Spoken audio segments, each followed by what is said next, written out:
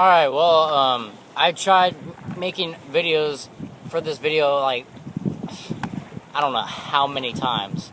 But, I mean, I tried doing it on my flip camcorder, but honestly, it's not working. Plus, my computer's really jacked up, so now I'm using my iPhone, and, oh my gosh, it's just been a massive week.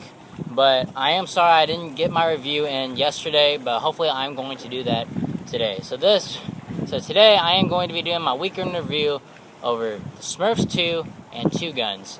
Now I'm going to start off on the lighter side of the weekend, and that is the Smurfs 2. Now the Smurfs 2, I mean, from the first Smurfs movie, everyone that I know has hated the movie. Personally, I didn't hate it as much as everyone else did, but I still wasn't a big fan of the movie at all. But then again, at the same time, you know, everybody was not a whole lot of people were actually looking forward to this movie. I wasn't looking forward to this movie, but let's face it, I have to do a weekend video for all you guys, just to let y'all know what y'all should see and what y'all shouldn't see, just because. Anyway, but though really, I did go into this movie with low expectations, and what did I get? Still the low expectations, but just a tiny bit worse. Yeah, I mean, let's face it. I mean, these movies, when they're made for a legit kids movies like these, you're not gonna expect anything out of these. These are gonna end up just really not something to your taste, you know, something that you're not gonna like at all. And that's how I personally felt with this movie. I mean, really, this movie is a legit kids movie. And you have, like, really the story about, like, this Gargamel, he's now this world famous magician, and he needs this Smurf essence to apparently rule the world or something like that. And honestly, that just sounds so effing stupid. And you know who he takes? Smurfette. You know why? Because apparently she used to be evil and all that stuff. Or she used to be like one of those, how do you say, bad Smurfs. But now she's a good Smurf. Oh my god. The story plot in this movie is just so ludicrously stupid. In fact, and also the characters are really stupid. Gargamel is stupid in the first movie, and he's even dumber in the second one. And the two naughties in this movie is like those white-looking Smurfs. The only actually naughty one is the girl naughty Smurf. The other one is just mentally retarded. He's like literally effing retarded. I can't stand that about that guy. He's just really stupid. I want to like hit him in the head. That's how I felt the whole time in this movie. I just want to hit him in the head with a hammer. You know, but anyway. And then you have like Neil Patrick Harris as his character, and you know, he's trying to start a family and all that. And apparently like Brendan Gleeson shows up. Yes, Mad-Eye Moody from Harry Potter is in this movie. And oh my god. I really wish he didn't sign on to do this movie. I'm really not. Plus, I mean, Neil Patrick Harris, I'm not really a big fan of the guy. I mean, I don't legitimately hate him. I just don't appreciate him that much as an actor, and that's just me, you know. And honestly, I felt that way with him in this movie as well, as I did the first Smurfs movie. But all in all, you know, really, it's all really just made by stupid storytelling, you know, and they're trying to pull in kids, you know, take kids' money, you know, make their parents go watch this movie and all that. So basically, what I'm telling you is this: if you are a kid who is 10 and under and is watching this video, then I would personally recommend you go see this movie. Because honestly, you will enjoy this movie no matter what at your age, from 10 and under. Now, if you're like 11 and up, you are personally going to hate this movie, so I will save you the trouble. Don't go watch this movie. You're going to be annoyed by it, and you're going to be wasting your hour and a half, however long it is, on a movie that's just going to completely disappoint you. But here's the thing, though. I mean, there is one good thing about this movie, and is that it's the animation. That's what I loved most about the first movie. There is really great animation in this movie. There is a little bit of cheese in it, like cheesy kind of effects, about yay much. But it's really like just in one scene, and maybe a couple scenes or whatever. But overall, animation is fantastic in this movie. That's the one thing I love most about this movie, is the animation. Now, this movie is definitely, I don't know if it's going to make a whole lot of money like the first movie did, because that's the only reason why there's a sequel, is because the first one made like $500 million. Literally, $500 million. I mean, that's a whole lot of kids who like tricked their parents into watching this movie.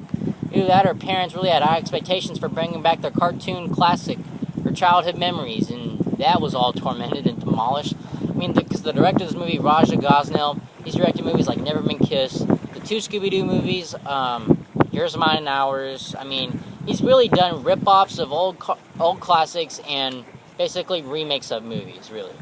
And that's really what this guy does. And yet one of them, this is just like the same thing. This is like going through the motions with these types of movies. So all in all, this movie deserves what it deserves in the title, and that is a straight up 2. Yes, a straight up dose. Compadre, don't go watch this movie.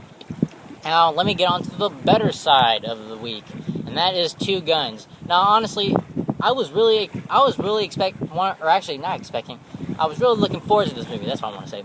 I was really looking forward to this movie for one thing, because the director of this movie is from the same guy who directed Contraband. His name was like Balthazar or something. That's all I got. Weird first name, but it'll do. Now, personally, I actually enjoyed Contraband. There are people who didn't enjoy this movie, but honestly, I enjoyed this movie. I liked it, it was great fun. Sorry, I'm cleaning my screen a little bit. I just really enjoyed Contraband. It's like a fun January movie type thing. Now we got another one of his movies in August. And honestly, does it hold up to Contraband standards? Yes, it does, and more.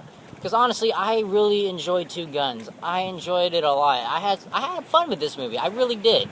It's really a typical story, but just in the best way possible that you can think of. It's just really fun to watch a typical movie like this. Here's the thing, you have Denzel Washington and Mark Wahlberg. The chemistry between those two is actually really, really good. I really like those two, and I was really surprised how much the chemistry worked out, because it worked so well. It worked better than, Ryan Reynolds and Jeff Bridges and R.I.P.D., and definitely better than Armie Hammer and Johnny Depp and The Lone Ranger. So now I'm pretty sure they're doing something right over here. Now, Denzel Washington and Mark Wahlberg, whether it is with the comedy or not, they work so well together, and I really like that. And plus, they are two fantastic actors. He's Denzel, for God's sake. He is the ultimate actor. Maybe not my personally best actor in the whole world, but he is definitely a tremendous actor. And Mark Wahlberg, same thing. He's just a great actor. He's been in a couple flops. So is Denzel. I just can't think of any. But, Mark Wahlberg, I still love the guy. I love him the fact that this is the guy that can do anything. And he really does that in this movie. He really does everything in his power that he can with this movie, whether it's in the blend of drama, action, comedy, whatever it is. He really works well in this movie. Now, one scene I was definitely looking forward to, because I looked at the ratings for this movie, it's like, oh, there's going to be a nude scene, and it's from Paula Patton. You've probably seen her from Mission Impossible Ghost Protocol, which honestly was really, really good, and I really liked her in the movie, and I really like her in this movie as well. Not really just for that main nude scene, but really because she is a great actress, and I really like her a lot. Plus, I did like her scene, just take away Denzel and then just keep Paula in the scene, and I don't care. It seems like it would be an unnecessary scene to put in the movie, but honestly, I don't care. Perverts will go watch this movie. Let's face it, all guys are willing to watch a movie for that scene and then just check out the movie theater. But for me, that wasn't the case, because I still kept holding on to the movie, and I still wanted to keep watching some more, and I did, and I ended up enjoying it. And plus, also, Bill Paxton in this movie. He's the guy from Titanic, the guy that's trying to get the diamond from Rose or whatever. And he's also that guy from Aliens who's like, game over, man, game over, and all that. If you don't know what I'm talking about, go check out those movies. You'll probably see what I mean.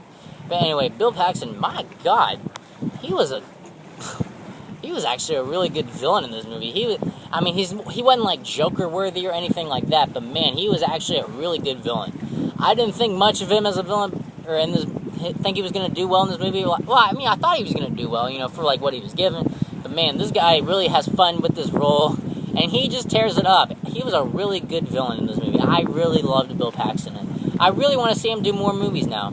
Now, after seeing this movie, I really want to see him do more movies. Maybe not necessarily the bad guy context, but I still want to see him do more movies. And also, plus there's definitely other characters in the movie that you don't really care about, but they're good for what they are in this movie. But here's the thing with this movie. The biggest problem with this movie is that it's a very typical movie. You're not going to get much out of a movie like this. This movie, it's just the way that it's made, you watch the trailer, it's 2 undercover agents, and they accidentally stole the person's wrong money. It feels like you kind of know every step of the movie. It really feels like that, and that's really how I felt watching this movie a little bit, still enjoying it. I just felt like I knew this was going to happen. There were some key things that really did surprise me, Bill Paxton as a really good villain, the chemistry between Mark Wahlberg and Denzel Washington, and a little bit of the plots and twists. Not exactly not kind of like Iron Man 3 when you find out the Mandarin's not the Mandarin and all that stuff. I was so disappointed in that scene from Iron Man 3, but that's not the point. It's not necessarily something just makes your mind blow up or anything like that. It's just oh, it's a plot twist, And I guess I can relate to that in a sense. But really, I still enjoy this movie. I like this movie a lot. This is like the perfect movie to rent, to buy on Redbox or something like that. And I can't give this movie really a 7, but I can't give it up to an 8. It's not that necessarily a great movie, but it's definitely more than like a good movie. And I really liked it a lot. I'm going to go ahead and meet in the middle like I did in my Wolverine review and give this movie a 7.5. I enjoyed this movie a lot. I had a fun time with this movie, even though it's a really typical story. I still got my money's worth, and I still enjoyed it. Now, that's my take on the Smurfs 2 and 2 Guns. So, hopefully, you enjoyed this review. Hopefully, I will try to do more videos, and hopefully, maybe I can fix my flip cam. If not, my computer or whatever it needs to be fixing. But anyway, be sure to like, subscribe, tell all your friends, and hopefully, I will do a video sometime tomorrow. Bye.